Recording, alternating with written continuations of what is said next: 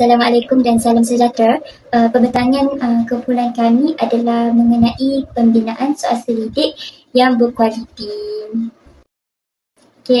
Soal selidik ini merupakan salah satu kaedah yang sering digunakan dalam kajian kerana ia memudahkan pengumpulan data secara cepat dan lebih teratur.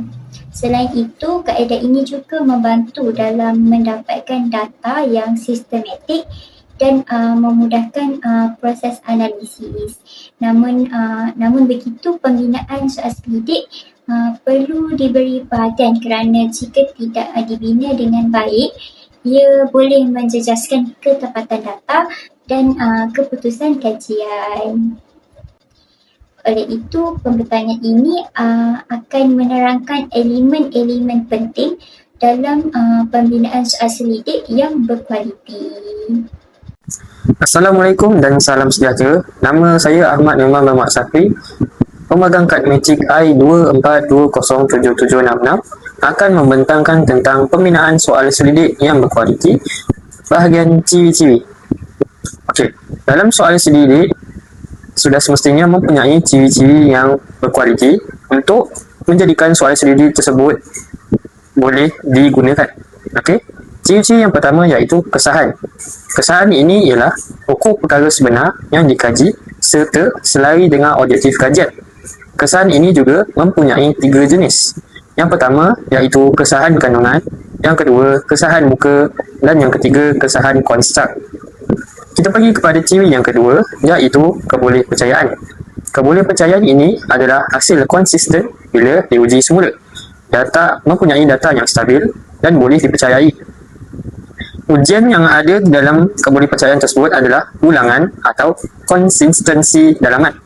Kita pergi kepada ciri yang ketiga iaitu kejelasan soalan, yang di mana soalan-soalan tersebut mempunyai ayat yang ringkas dan mudah difahami.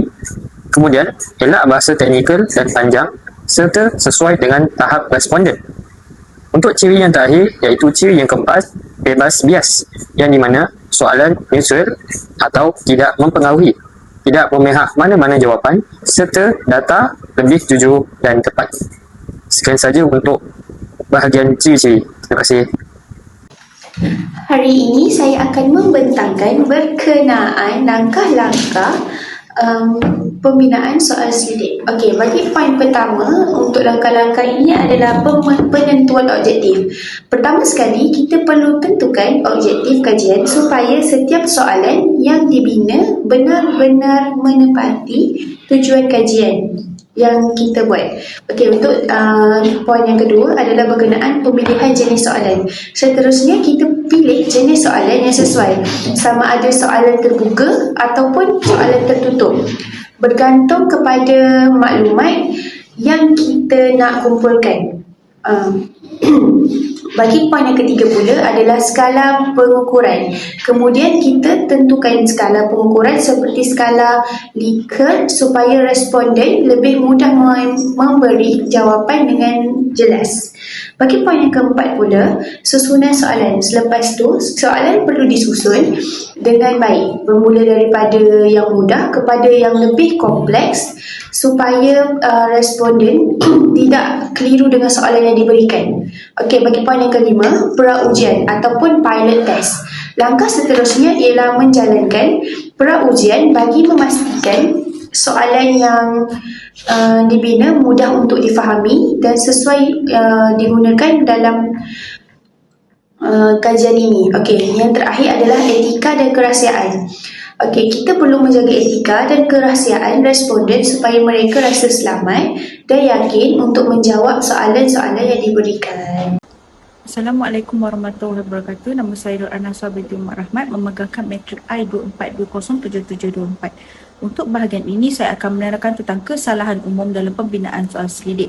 Terdapat 3 kesalahan utama yang sering dilakukan, iaitu soalan terlalu panjang atau kompleks, soalan berganda dan juga skala jawapan yang tidak seimbang. Yang pertama, soalan terlalu panjang ataupun kompleks. Kesalahan pertama ialah soalan yang terlalu panjang ataupun kompleks ini biasanya sukar difahami oleh responden kerana mengandungi terlalu banyak maklumat dalam satu masa. Selain itu, responden juga boleh hilang fokus semasa membaca soalan tersebut dan akibatnya jawapan yang diberikan mungkin tidak tepat dan tidak mencerminkan keadaan yang sebenar. Seterusnya ialah soalan berganda, iaitu dua perkara dimasukkan dalam satu soalan. Keadaan ini boleh mengelirukan responden kerana mereka mungkin hanya bersetuju dengan satu perkara sahaja tetapi terpaksa memilih satu jawapan untuk kedua-duanya. Oleh itu, setiap soalan perlulah diasingkan supaya lebih jelas dan mudah dijawab. Akhir sekali ialah skala jawapan yang tidak seimbang. Ini berlaku apabila pilihan jawapan lebih berat sebelah, contohnya lebih kepada positif sahaja. Keadaan ini boleh mempengaruhi jawapan responden dan menyebabkan data menjadi bias. Oleh itu, skala jawapan perlulah seimbang dengan adanya pilihan positif dan negatif supaya lebih adil. Sekian, itu sahaja daripada saya. Seterusnya ialah penggunaan perisian dalam pembinaan soal selidik. Pada masa kini, penggunaan perisian semakin meluas kerana lebih praktikal dan lebih menjimatkan masa berbanding kaedah manual. Antara perisian yang sering digunakan ialah Google Forms, SurveyMonkey, Qualtrics dan Lime Survey. Melalui perisian ini, penyelidik boleh membina soal selidik dengan lebih mudah, termasuk memilih jenis soalan, menyusun soalan serta mereka bentuk paparan yang lebih menarik. Selain itu, soal selidik ini juga boleh diedarkan dengan lebih mudah melalui pautan seperti WhatsApp, Telegram atau email. Kelebihan utama dalam penggunaan perisian ini ialah data dapat dikumpul dan direkodkan secara automatik serta dianalisis dalam bentuk graf atau carta. Namun begitu, penyelidik perlu memastikan soal selidik mudah untuk diakses, tidak terlalu panjang serta menjaga keselamatan dan kerahsiaan data responden. Seterusnya ialah penggunaan perisian dalam pembinaan soal selidik. Pada masa kini, penggunaan perisian semakin meluas kerana lebih praktikal dan lebih menjimatkan masa berbanding kaedah manual. Antara perisian yang sering digunakan ialah Google Forms, SurveyMonkey, Qualtrics dan Lime Survey. Melalui perisian ini, penyelidik boleh membina soal selidik dengan lebih mudah, termasuk memilih jenis soalan, menyusun soalan serta mereka bentuk paparan yang lebih menarik. Selain itu, soal selidik ini juga boleh diedarkan dengan lebih mudah melalui pautan seperti WhatsApp, Telegram atau email. Kelebihan utama dalam penggunaan perisian ini ialah data dapat dikumpul dan direkodkan secara automatik serta dianalisis dalam bentuk graf atau carta.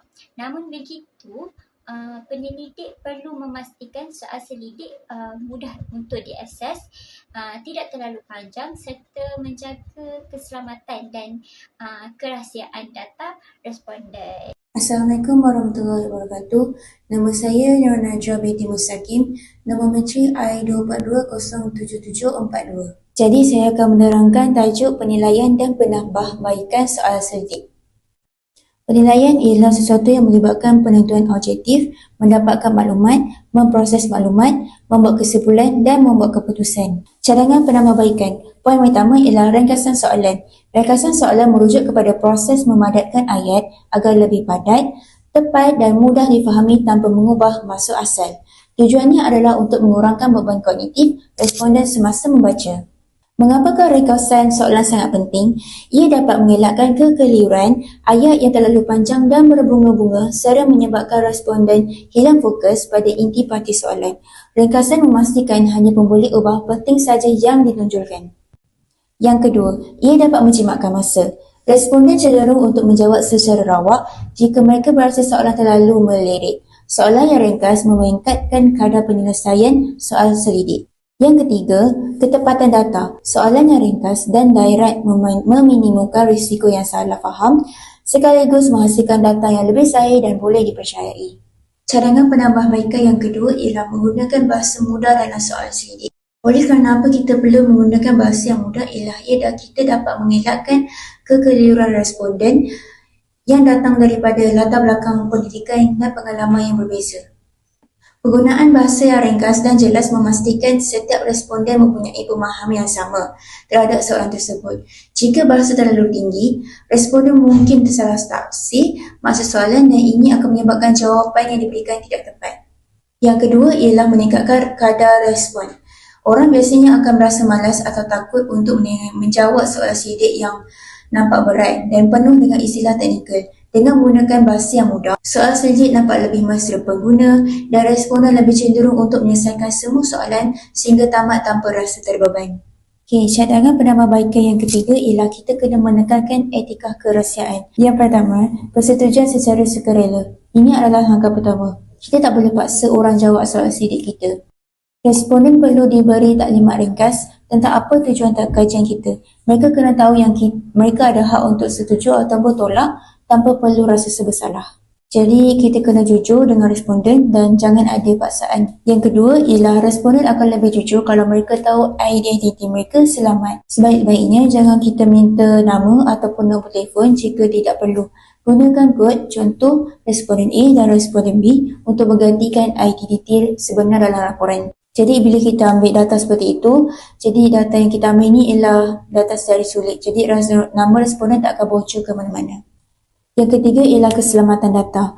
Jadi sebagai penyelidik, kita bertanggungjawab memastikan borang soalan selidik secara fizikal ataupun digital disimpan di tempat yang berkunci ataupun ada kata laluan. Selepas kajian selesai dan data dianalisis, data peribadi tersebut mestilah dilupuskan dengan cara yang betul.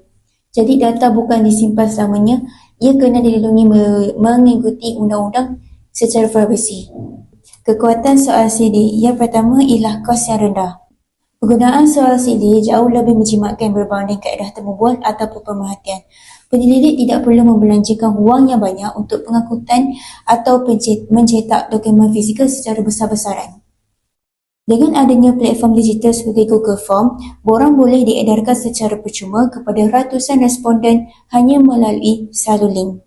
Kekuatan soalan selidik yang kedua ialah proses pengumpulan data yang cepat. Soalan selidik yang membolehkan penyelidik mengumpul data daripada jumlah responden yang ramai dalam tempoh masa yang sangat singkat.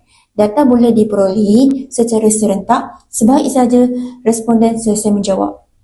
Penyelidik tidak perlu menunggu giliran untuk berjumpa dengan responden satu persatu. Selain itu, maklumat yang diterima biasanya sudah tersusun secara automatik dalam bentuk jadual ataupun carta sekaligus mempercepatkan proses analisis. Antara kelemahan soalan selidik ialah yang pertama ialah responden yang tidak lengkap. Kelemahan utama soalan selidik adalah kecenderungan responden untuk meninggalkan soalan tanpa jawapan atau menjawab secara tangkap muat. Hal ini sering berlaku apabila responden tidak memahami soalan ataupun merasai terbeban dengan jumlah soalan yang terlalu banyak. Kesannya, data yang tidak lengkap boleh menjejaskan kekekalan kajian.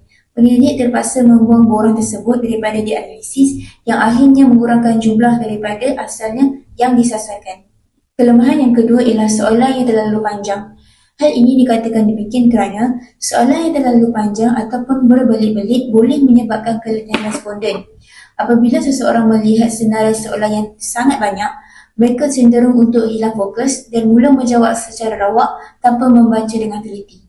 Kesannya, keadaan ini akan menghasilkan data yang bias ataupun tidak tepat. Soalan yang panjang juga meningkatkan risiko responden berhenti di tengah jalan sebelum sempat menekan borang submit.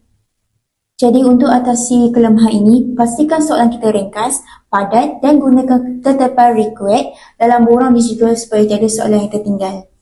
Kesimpulannya, soalan selidik yang berkualiti merupakan nadi kepada sesebuah kajian.